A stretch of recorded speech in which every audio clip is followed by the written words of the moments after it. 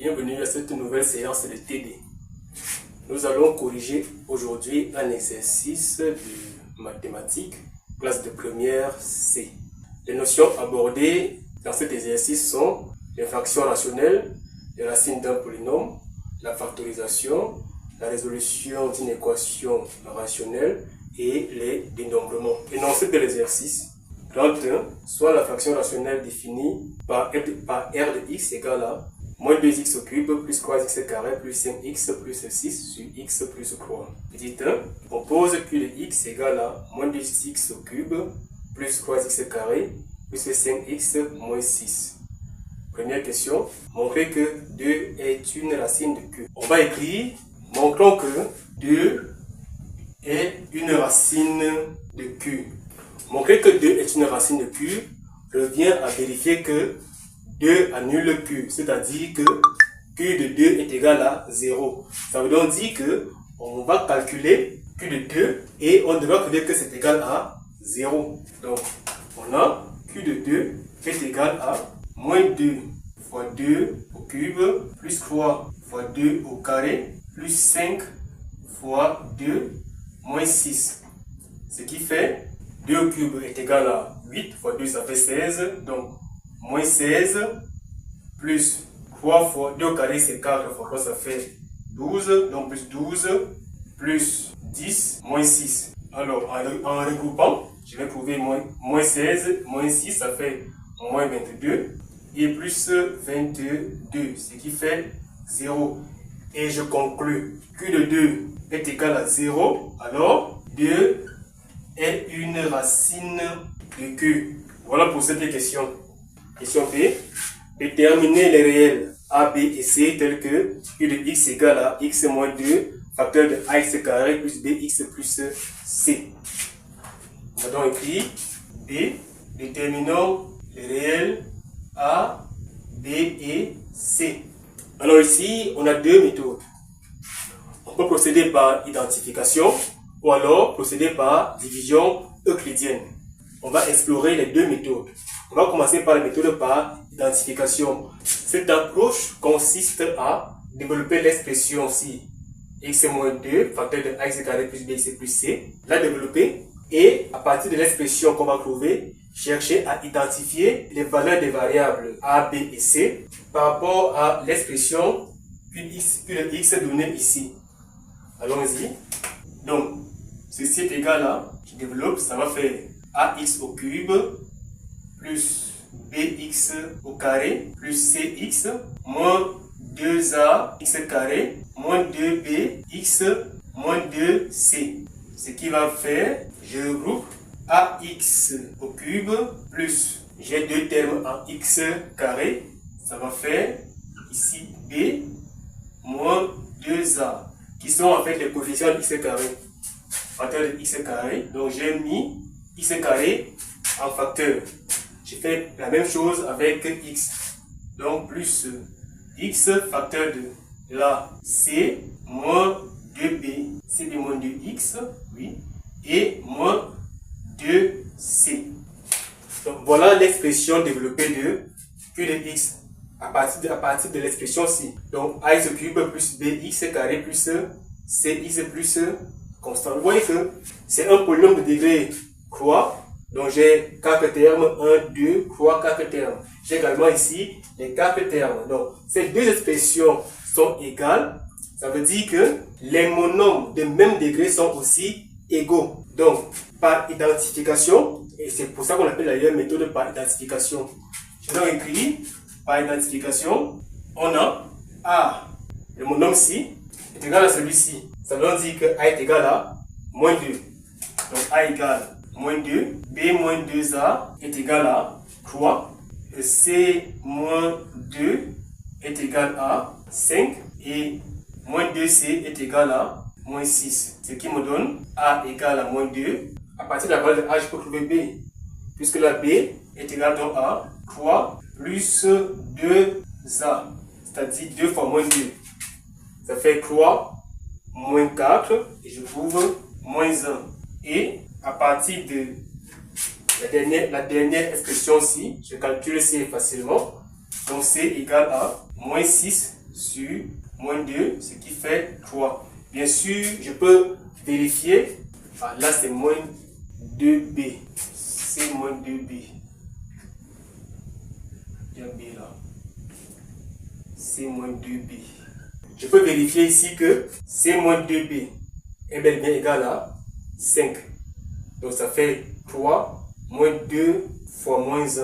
Ça nous fait 3 plus 2 égale bel et bien à 5. Et je conclus. Donc a est égal à moins 2, b est égal à moins 1 et c est égal à 3. Ça c'est la méthode par identification. On peut aussi procéder par division euclidienne. C'est ce qu'on va voir tout à l'heure. Alors, par division euclidienne, on va écrire par division euclidienne. D'après l'écriture ici, ça veut dire que Q de x est divisible par x moins 2. Donc, je vais diviser l'expression connue Q de x par x moins 2 et je vais trouver une expression qui sera égale à, qui sera alors équivalente à celle-ci. Et à partir de là, je dois identifier clairement qui est A, qui est B et qui est C. Allons-y, on va donc poser moins 2x au cube plus 3x carré plus 5x moins 6 divisé par x moins 2. Alors, avant d'arriver là, permettez que je fasse un petit rappel. La division euclidienne, on l'a fait depuis l'école primaire. Sauf que au secondaire, le vocabulaire a un peu évolué. Quand on nous demandait de faire par exemple 14 divisé par 3, qu'est-ce qu'on faisait? On va dire, je vais prendre 142 si vous voulez. Je vais prendre 14. Bon, 1 n'est pas divisé par 3. Donc je vais évoluer avec le chiffre suivant. Donc 14. 14 divisé par 3, il va combien de fois? Il va 4 fois. 4 fois 3 est égal à quoi? 12. J'écris 12 ici. Et je fais quoi par la suite? Je vais faire 14 moins 12. C'est exactement la même chose qu'on va faire ici. Sauf qu'au secondaire, le vocabulaire a un peu évolué. Au lieu de dire que 4 fois 3 qui font 12, je vais écrire 12 là, on va plutôt dire que 4 fois 3 font 12 et quand ça traverse, je vais mettre l'opposé de 12, donc moins 12. Vous voyez que c'est juste un mécanisme pour faire comprendre facilement le processus. Mais sinon, c'est la même chose. Donc ici également, je vais prendre chaque monombre à la fois, le plus à gauche, et le diviser par x. Je vais trouver une valeur ici. Après, je vais la multiplier par ce facteur-ci, x moins 1, x moins 2. Et ici, je vais plutôt écrire l'opposé. Vous voyez que, en regardant ici, c'est comme si j'ai écrit ici l'opposé de 4 fois 3. Alors qu'en réalité, ce que j'ai fait, c'est quoi? C'est que j'ai écrit la valeur de 4 fois 3 et après j'ai fait la soustraction. Donc, pour simplifier, ça veut dire, ok, je vais faire 4 fois 3 et quand ça traverse, je mets l'opposé. Donc, on va donc évoluer avec cette logique-là pour ne pas perturber ce que vous avez déjà appris. Bien, si c'est compris, allons-y. Donc, je vais diviser moins 2x au cube par x. Ça va en faire, là aussi, généralement on a l'impression que ça passe très vite. Faites, si vous avez un peu de doute, faites-le au brouillon. Hein. Moins 2x au cube sur x. Ça fait moins 2x puissance fois moins 1. Appliquant la propriété de puissance, ça doit faire moins 2x au carré. Donc, je peux m'assurer qu'on est en phase. Ok, on va donc aller. Donc, moins 2x au cube divisé par x, je trouve moins 2x au carré. Maintenant, je vais multiplier moins 2x au carré par x moins 2. Allons-y. Moins 2x au carré fois x, ça fait moins 2x au cube. Ça traverse, ça devient plus 2x au cube. Moins 2x au carré multiplié par moins 2, ça fait plus 4x au carré. Ça traverse, ça devient moins 4x au carré. Je fais donc la somme. Ça me donne ici 0 et là moins x au carré. Et je vais donc maintenant abaisser plus 5x. Je recommence le processus. Moins x carré divisé par x, je trouve moins x. Moins x multiplié par x, ça fait moins x carré. Ça traverse, ça devient plus x carré. Plus x carré. Moins x fois moins 2, ça fait 2x. Ça traverse, ça devient moins 2x. J'ai dit moins x fois 2, fois moins 2, ça fait 2x. Ça traverse, ça devient moins 2x. Voilà.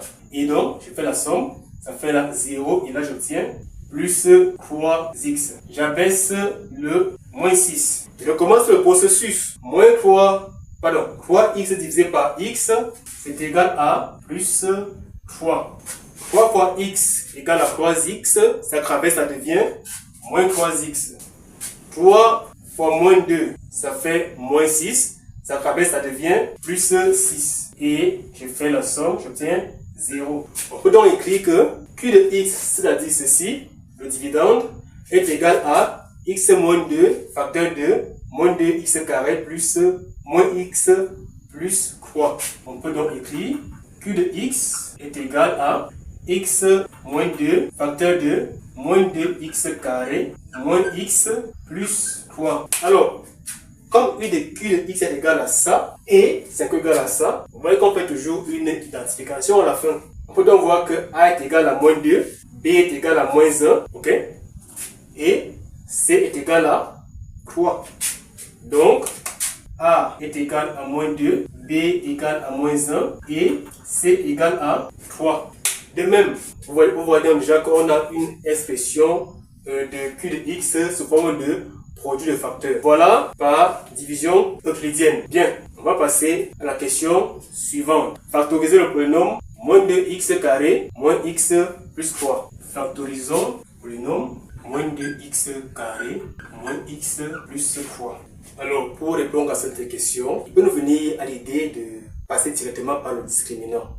C'est bien. Mais en même temps aussi, il faut tenir compte de plusieurs paramètres. Le discriminant, c'est très bien. Ça peut aller très vite. Bon, c'est très connu, mais c'est un peu long. Il faut voir s'il n'y a pas un raccourci. Là, par exemple, je me rends compte que je peux avoir moins 3. Il suffit que x carré soit égal à 1 et que x soit aussi égal à 1. Eh bien, je me rends compte que 1 est une racine évidente. Donc, je vais faire ce constat et à partir de là, trouver déjà un premier facteur et puis déduire facilement le deuxième facteur. Mais on dit, alors je vous recommande de toujours nommer vos polynômes, équations et autres pour pouvoir les manipuler facilement par la suite. Donc je vais appeler ça, ce polynôme P de x. Je vais écrire P de 1 est égal à moins 2 fois 1 au carré, moins 1 plus 3. Ce qui fait moins 2, moins 1 plus 3 égale à 0. Eh bien, comme j'ai P de 1 égale à 0, ça veut dire que 1 est une racine de P de x. On appelle ça racine évidente. Donc, 1 est une racine évidente. Puisque 1 est une racine évidente, P peut donc s'écrire P de x égale à x moins la racine, c'est-à-dire moins 1, facteur de quelque chose là. C'est un polynôme de second degré, donc il ne peut avoir que 2 facteurs de premier degré au maximum. À partir de là, je pose la question, il faut multiplier x par combien, ou alors par quoi, pour avoir moins 2x carré. Alors, je me rends compte que il faut multiplier x par moins 2x. Donc là, je mets moins 2x. Pour obtenir le plus 3 qui est là, la seule opération en développant qui va me permettre d'obtenir ce plus 3, c'est en multipliant moins 1 ci par le terme qui est là. Et la question qui vient, c'est quel est le nombre qui, multiplié par moins 1, donne 3? Eh bien, c'est moins 3. Donc, je mets là moins 3. Et je peux donc vérifier que ceci est bel et bien égal à moins c carré, moins x plus 3. Allons-y. Ça fait moins 2x carré, moins 3x, plus 2x. Ça fait moins x. Et moins 1 fois, moins 3 égale à plus 3. C'est bon. J'ai factorisé le polynôme P de x. Alors, passons donc à la question suivante. Résoudre dans R d'une équation 2 moins x, facteur de 2x carré plus x moins 3 sur x plus 3 supérieur ou égal à 0. Je vais donc écrire, résolvons dans R une équation 2 moins x, facteur de 2x carré plus x moins 3 sur x plus 3 supérieur ou égal à 0. Comme je vous l'ai dit, prenez l'habitude de nommer vos équations une équation polynôme lorsqu'on n'est pas fait sur l'épreuve. Donc je vais l'appeler ici I. Donc dans la suite, quand on va dire I, ce sera pour désigner une équation ici. Alors, avant de procéder à la résolution de cette équation, rappelons d'abord la méthode de résolution d'une équation rationnelle. Alors, la méthode est la suivante. Première étape, définir le domaine d'existence, c'est-à-dire identifier les valeurs interdites. Deuxième point, réduire à 0, c'est-à-dire transférer tous les termes d'un seul côté d'une équation pour obtenir une équation du type P de x sur Q de x est supérieur ou égal à 0. Troisième point, factoriser le numérateur et le dénominateur. Quatrième point, étudier le signe de P de x sur Q de x. Et enfin, conclure, c'est-à-dire déterminer les intervalles qui respectent l'inégalité en excluant bien sûr les valeurs interdites. Maintenant que ce rappel est fait, nous pouvons donc procéder à la résolution de notre inéquation. Regardez notre inéquation. Vous voyez qu'il y a une certaine ressemblance entre les expressions qu'on a ici et celles qu'on a utilisées dans la question précédente. Par exemple, là j'ai 2 moins x et là j'ai x moins 2. Vous voyez que ces deux expressions ont en une relation, c'est-à-dire l'une est l'opposé de l'autre. Ici j'ai 2 moins 2x carré moins x plus 3 et là j'ai plutôt son opposé également. Ça veut dire que l'expression s'y met en réalité familière, mais il faut donc la ramener à ce qu'on a déjà eu à manipuler dans les questions précédentes. Donc, il faut faire une transformation de cette écriture-ci qui va me permettre en fait d'avoir une expression que j'ai déjà eu à utiliser dans les questions précédentes. Allons-y. On constate que 2 moins x facteur de 2x carré plus x moins 3 est encore égal à, si vous voulez, moins facteur de x moins 2, ce qui est vrai. Et ici, je vais dire aussi moins facteur de moins 2x carré plus x moins x plus 3. Ce que j'ai là, eh bien, je fais sortir ce moins également. Multiplié par celui-ci, ça va faire plus. Ce qui va donc me faire x moins 2 facteur de moins 2x carré moins x plus 3. Si vous voyez bien, ceci représente quoi? Ceci n'est rien d'autre que Q de x. On est d'accord? Q de x. X moins 2, facteur de moins 2x carré, moins x plus 3. Donc, une équation I équivaut à quoi? Le numérateur, c'est Q de x. Et le dénominateur, c'est x plus 3, bien sûr, supérieur ou égal à 0. Ça, c'était d'abord pour faire la transformation de l'écriture. Maintenant, on va appliquer nos étapes de résolution l'une après l'autre. Première étape, donc maintenant, domaine d'existence. Une équation I existe si et seulement si x plus 3 est différent de 0. Donc, dénominateur différent de 0. Ce qui équivaut à dire que x différent de moins 3, donc DE est égal à l'ensemble R moins le singleton moins 3. Première chose. Deuxième étape, c'est déjà fait réduire à 0. J'ai déjà une équation sous la forme P sur Q supérieur ou égal à 0. Donc c'est déjà fait. Troisième étape de maison, on va factoriser le numérateur et le dénominateur. I équivaut à quoi? Q de x sur x plus 3 supérieur ou égal à 0, ce qui équivaut à, comme on a déjà factorisé Q de x, on va donc prendre son expression factorisée, qui est quoi? Rappelez-vous bien, c'est ça ici. Et je prends x moins 2 ici, et la forme factorisée de P, x moins 1, facteur de moins 2x plus 3. Ça va donc faire x moins 2, facteur de x moins 1, facteur de moins 2x moins 3 sur x plus 3 supérieur ou égal à 0. Donc là c'est l'étape 3. Alors, étape 4, donc maintenant je vais étudier le signe de l'expression Q de x sur x plus 3. Je vais donc écrire signe de Q de x sur x plus 3. Vous voyez, qui n'est rien d'autre que, en réalité, R de x. Je dois, pour cela, déterminer les racines de Q de x. Q de x égale à 0, équivaut à dire que j'ai soit x moins 2 égale à 0, ou alors x moins 1 égale à 0, ou alors moins x moins 2x moins 3 égale à 0. Il y a des ou là. Donc, ou et ou. Ce qui se traduit donc par x égale à 2, ou alors x égale à 1, ou x égale à 3 sur moins 2, c'est-à-dire moins 3 demi. Bien sûr aussi, on va rappeler que x plus 3 égale à 0, qui va dire que x égale à moins 3. On a donc là les racines et les valeurs à exclure. On va donc maintenant construire notre tableau de signes. Tableau de signes. Alors, je mets les différents facteurs qui apparaissent là.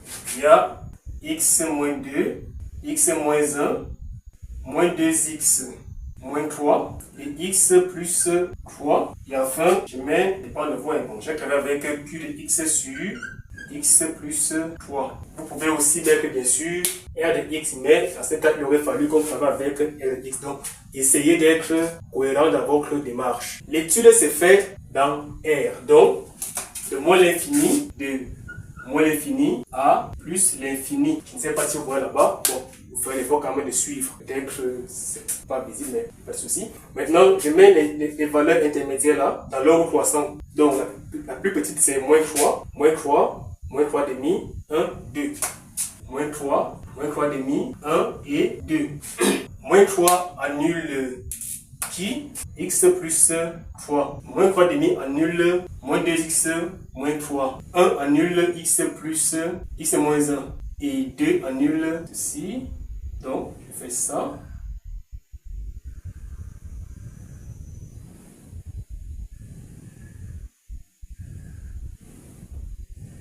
On va voir tout à l'heure pour la fin.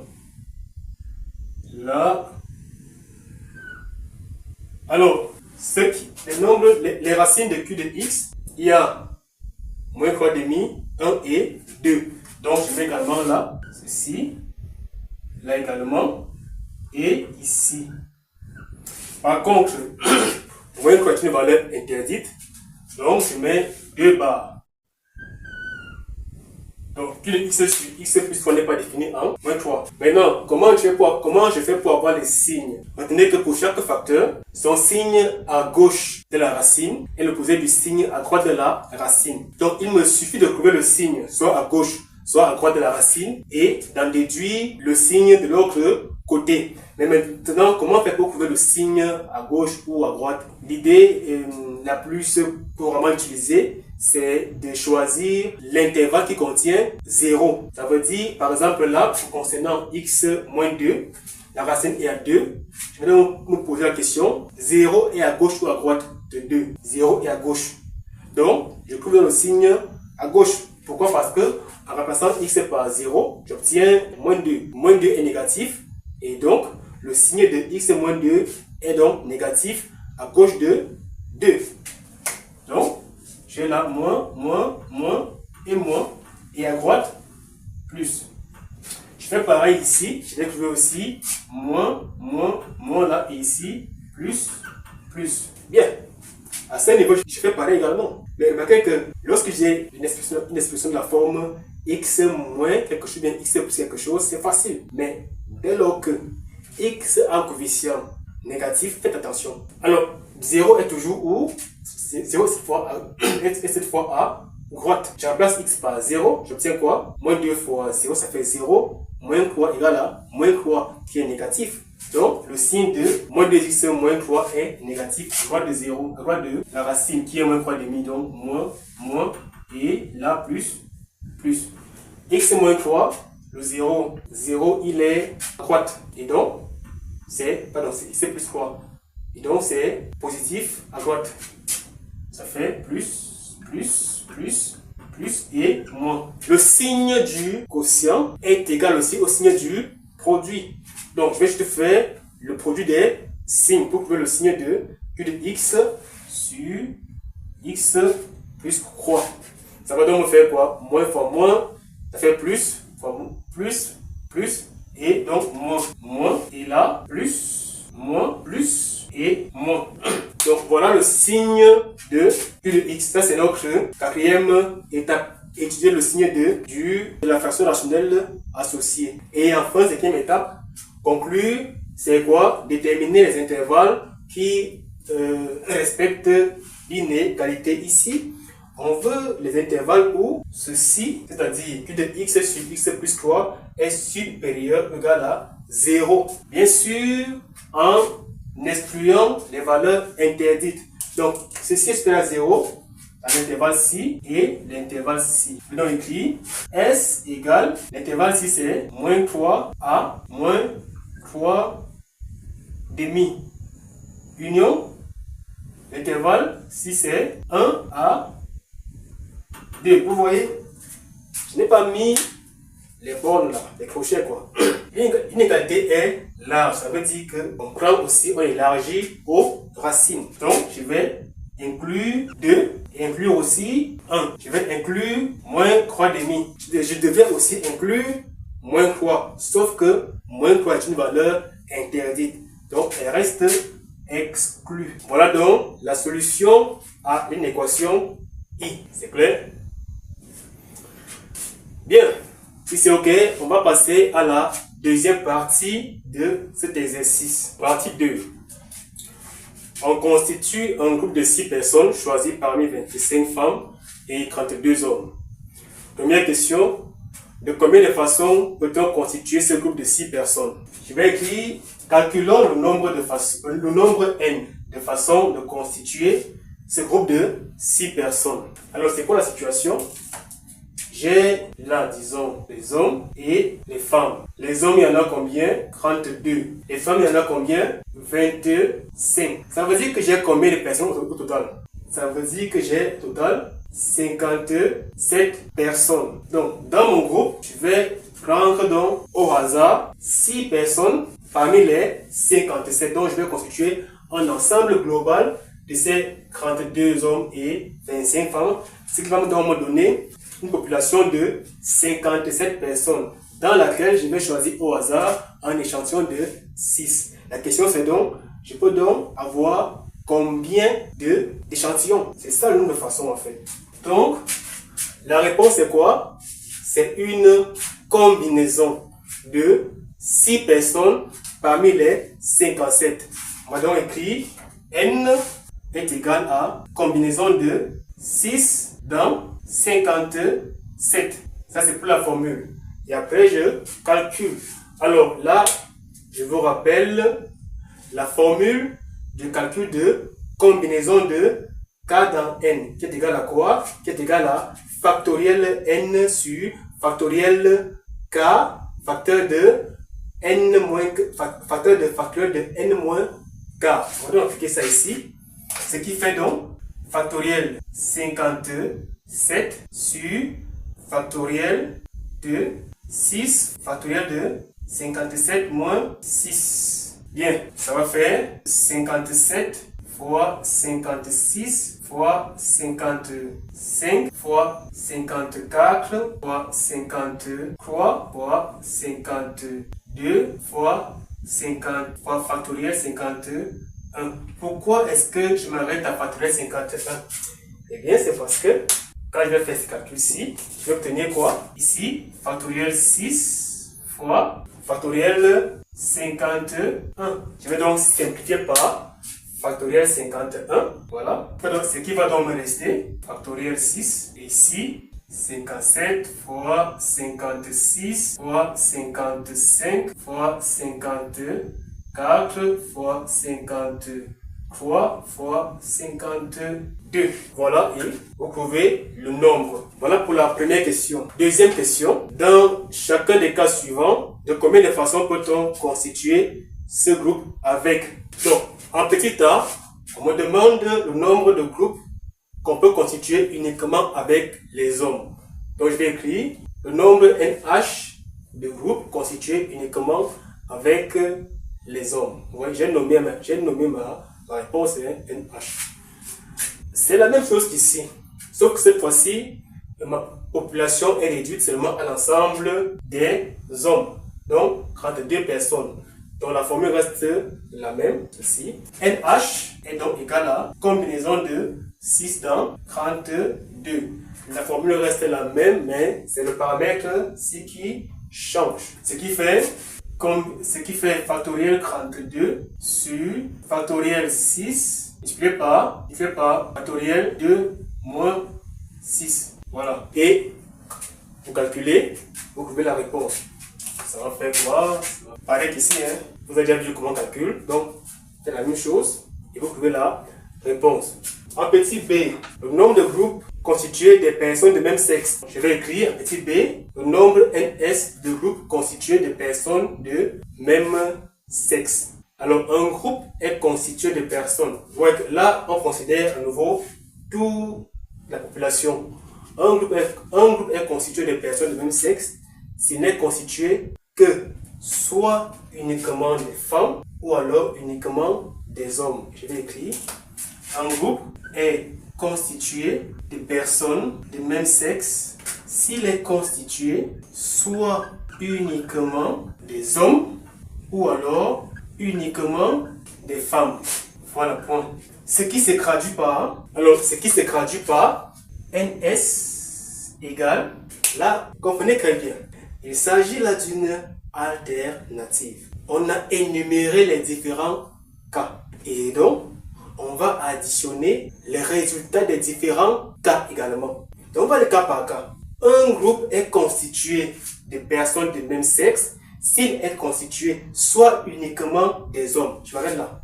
Si le groupe est constitué uniquement des hommes, alors ça va faire combinaison de 6 dans 32.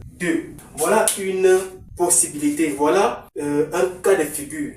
Ou alors uniquement des femmes, ou c'est un autre cas. Donc plus combinaison de 6 dans 25. Donc voilà l'expression du nombre S de groupes constitués de personnes de même sexe. Et bien sûr, vous allez poser la formule. Ça fait ici factoriel 32 sur factoriel 6 facteur de factoriel 32 moins 6 plus factoriel 25 sur factoriel 6 facteur de factoriel 25 moins 6. Et voilà, vous calculez et vous obtenez la réponse. Troisième cas, petit c, groupe formé au moins d'une femme, au moins une femme et au moins un homme. Alors, pour ce dernier cas, on me demande de déterminer le nombre de groupes constitués d'au moins une femme et au moins un homme. Donc, je vais écrire le nombre n mix, moi je nomme, je prends cette responsabilité. N mix de groupes constitués d'au moins une femme et au moins un homme. Alors, dans ces situations, tout est question d'interprétation. Que signifie groupe formé d'au moins une femme et d'au moins un homme? Alors, la réponse ne sortira pas d'un théorème, non. La réponse sortira avec votre analyse. Il faut juste analyser la situation. Je veux un groupe, imaginez-vous jouer. On vous dit, vous jouez au quartier, on vous dit, on va former un groupe de 6 personnes. Il y a des filles et des garçons. Mais on vous dit que il faut qu'il y ait au moins une fille et au moins un garçon dans ce groupe-là. Il est question de quoi? Juste d'interpréter. Que signifie? Alors, quelles sont les différentes situations possibles pour avoir un groupe constitué d'au moins une fille et au moins un garçon? Là, essayons un peu de structurer notre réflexion. Bien, disons que voici donc homme. Je vais dire, là je vais essayer un peu d'énumérer les différents cas possibles. Là, le nombre d'hommes et là, le nombre de femmes. Je sais que je dois avoir au total en fait 6. Au moins un homme. Donc, j'ai un homme. Si j'ai un homme, eh bien, j'aurai quoi? J'aurai 5 femmes. Si j'ai 2 hommes, eh bien, j'aurai 4 femmes. Si j'ai 3 hommes, eh bien, j'aurai 3 femmes. Si j'ai 4 hommes, eh bien, j'aurai 2 femmes. Si j'ai 5 hommes, eh bien, j'aurai une femme. Est-ce que je peux aller à 6 hommes? Non. Parce que si je mets 6 hommes, eh j'aurai 0 femme. Vous voyez que l'ordre qu'on a ici, on a le même ordre dans le sens inverse là. Ça veut dire que je aussi peux commencer par, si j'ai une femme, j'ai 5 hommes. Si j'ai 2 femmes, j'ai 4 hommes. Et ainsi de suite. Donc, voilà les différents cas possibles. Et vous voyez donc, à chaque fois, j'ai 6 personnes. Et il y a toujours au moins un homme et au moins une femme. Une fois que j'ai fait ce tableau, il n'y a pas d'autre possibilité. Vous voyez, j'ai juste structuré l'analyse. Ça se traduit par n mixte égale combinaison. Un homme parmi 32 hommes et 5 femmes. Lorsque je dis et, ça veut dire je multiplie. Et 5 femmes parmi combien? Parmi 25. Voilà une option.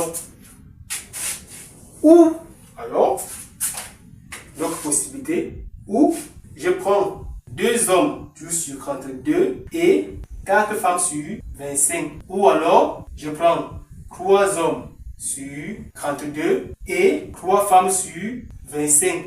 Ou je prends 4 hommes sur 32 et 2 femmes sur 25. Ou alors, je prends 5 hommes sur 32 et une femme sur 25. Donc voilà l'expression du nombre de groupes constitués d'au moins un homme et d'au moins une femme. Ça, c'est une interprétation. Et c'est la plus longue. C'est la plus longue et je peux dire aussi la plus naïve. Mais vous allez voir que si on continue notre analyse ici, on va se rendre compte que les seules autres options qui restent pour constituer un groupe de 6 personnes sont quoi? Soit j'ai 0 hommes et 6 femmes. Ça fait 6. Soit alors j'ai 6 hommes et 0 femmes.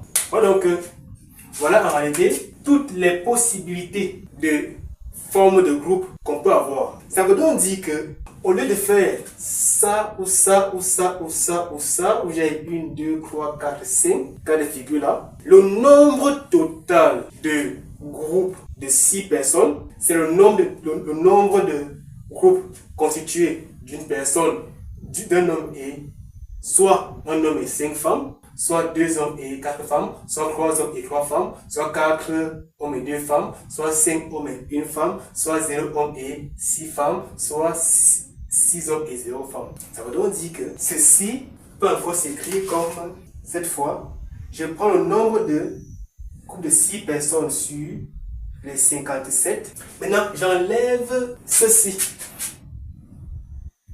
J'enlève les groupes constitués uniquement soit des hommes, ou uniquement soit des femmes. C'est-à-dire, là c'est combien?